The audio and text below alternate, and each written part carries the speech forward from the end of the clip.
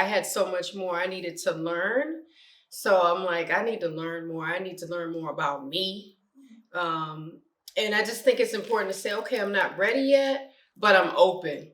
So if you're open, say you're open, because people don't know if you are or not. See, you know each other as co-wives, but it's great to get to know each other outside of that role, and that's what we did. Yeah.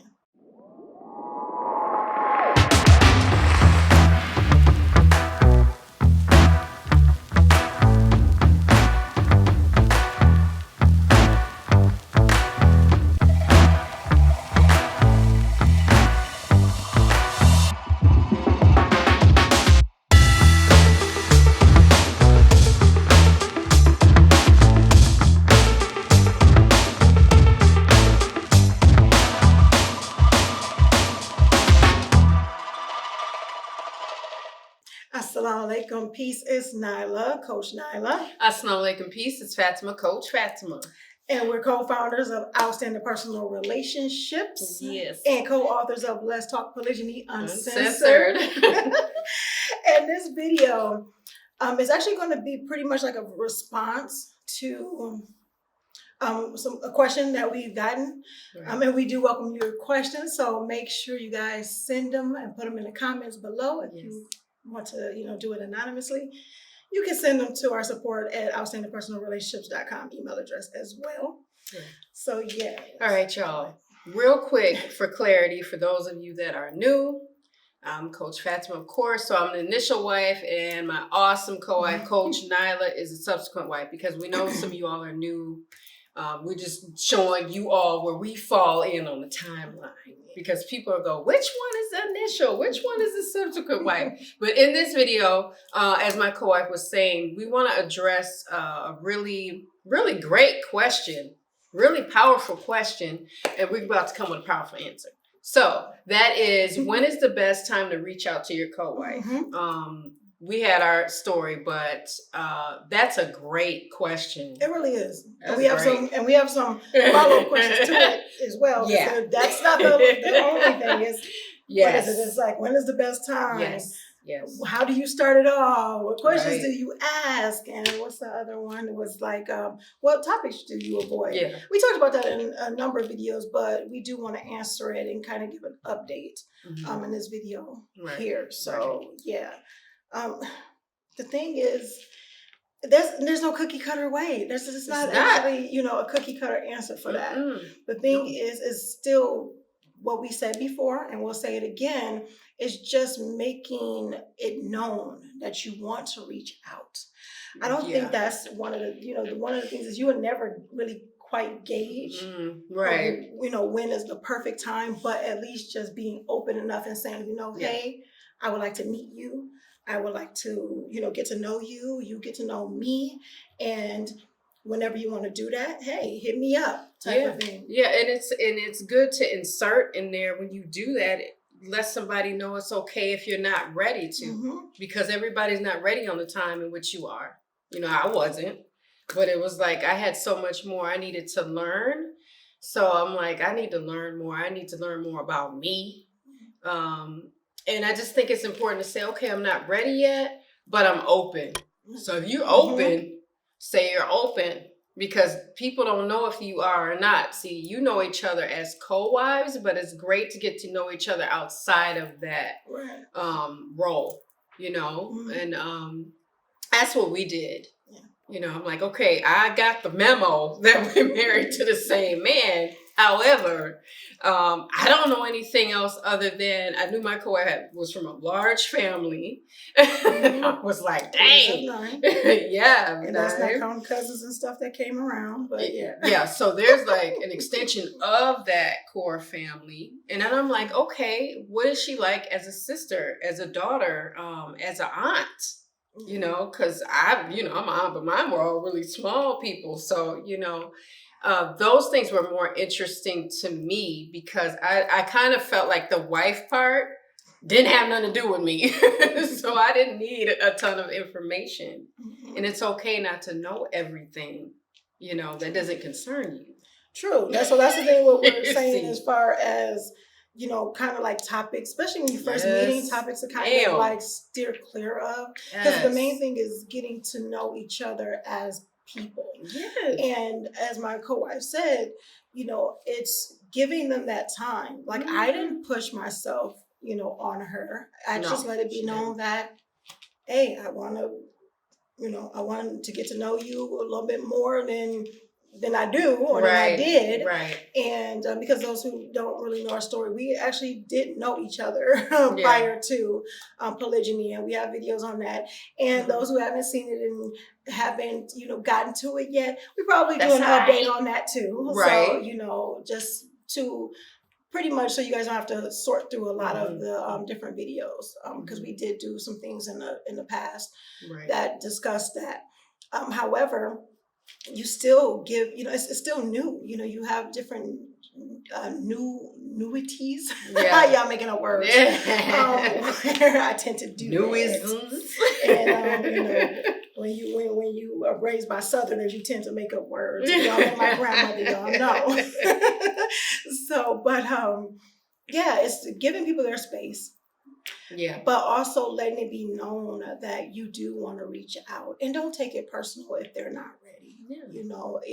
Everybody has their own time. Sometimes we take it personal if a person doesn't want to meet us on our terms, on our time, and things like that. And it's true. More than us in the relationship. I mean, it's more than us that's trying to establish a relationship. So it can't just only be our way or no way.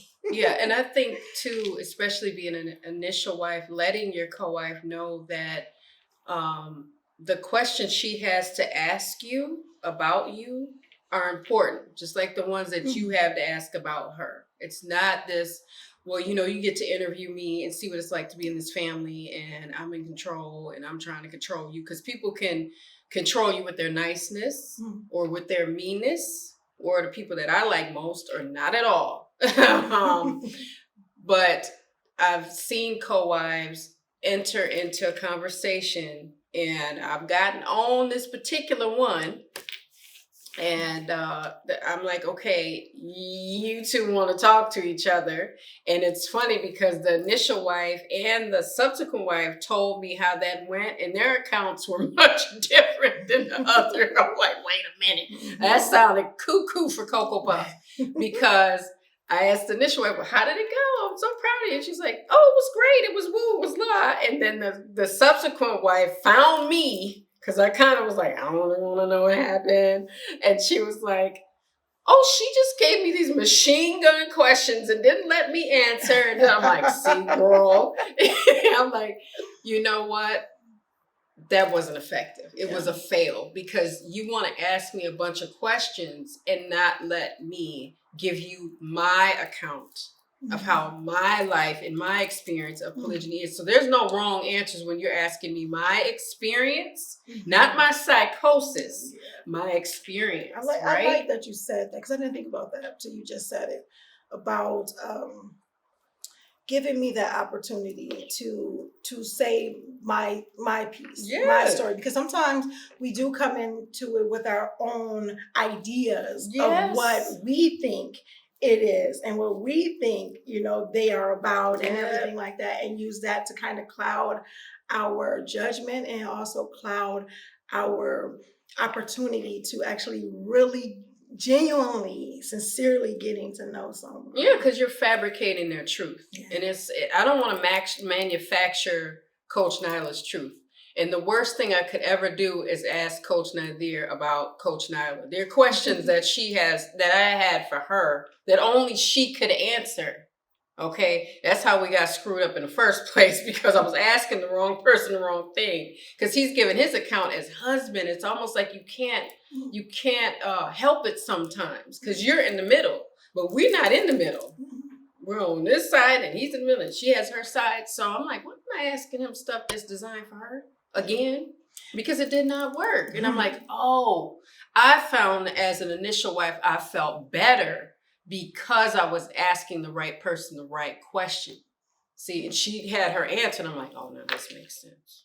Yeah. It's kind of that get it from the horse's mouth. Yeah, it's totally that. It's 100% that. And I love that because you say in a lot of videos that you do that it's the person that could tell their story is the person whose story it is, who's living it. Right. That's the best person to tell their story. So it's interesting. This goes out to those who's watching who are sometimes on the keyboard as keyboard gangsters and bullies and everything like that, because sometimes you guys shaking the table. Yeah.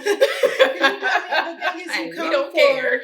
Right, because you come for people, and whether it's me, whether it's my cohort, whether it's our family in general, because of your own ideas, not because you want to get to know the person. So that's not even, this is a great question, not only to talk to wives about, but also a conversation to have to those who are watching our stuff and tend to think they have it all figured out, and tend to have our family and each one of us figured out. Right. The thing is that we love what we do at OPR, even though it can be challenging, because they say don't read the comments. Like if you want to do great videos or you want to just be immersed in your content, don't read the comments. But that doesn't work for us because we are coaches and our story is just pretty much this base plate of what we are using to help others. So the thing is, we do put ourselves out there, and we are putting ourselves out there in a genuine fashion for those who we are helping to actually seriously get to know us as well. So the things that we are saying as far as taking the time for people to get to know you, giving them their time, giving them their space for that to happen, so they genuinely know that this is not just a fleeting thing. Right. This is the same thing that we do, with our videos and with OPR. This is not fake and phony that you see. Right. But the thing is that in the same sense as a co-wife trying to reach out to another co-wife, still understand that this other person still needs time as well. But that doesn't mean to say that you take every and any type of garbage that they will throw at you if that's what they're on. So you still have to be firm in your boundaries, firm in what you want to accomplish. Give them their space, but say, hey, I can understand. And I know people will sit there and say, well, you can't understand this because you're not in a first wife position, or you can, honey, pain is pain. The way you take certain things, pain, hurt, deception, whatever type of insert here type of thing, you don't have to be in that exact position in order to understand what it feels like, in order to know what it feels like. Just like people ask me, well, how would you feel if it was this, that, and the other? I don't have the same feelings that way, but that doesn't stop me from understanding why my co-wife will feel a certain way. But I have to know that she felt that way.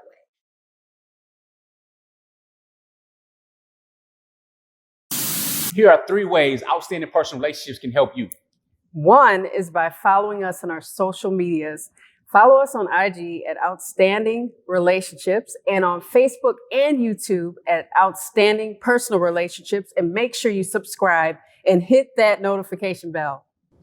Number 2, make sure you head over to outstandingpersonalrelationships.com and subscribe to the email list. From there, you will get downloads as well as updates, any and all updates. And you also get an update on the release of our new book, Let's Talk Polygyny Uncensored. Number 3, if you are serious about polygyny relationships and really developing fulfillment and happiness, make sure you register for our Relationship Mastery Inner Circle, which is members only, which includes downloads. It includes access to us live on a weekly basis. So that's at outstandingpersonalrelationships.com/RM. We'll see you soon. Assalamu alaikum. Peace.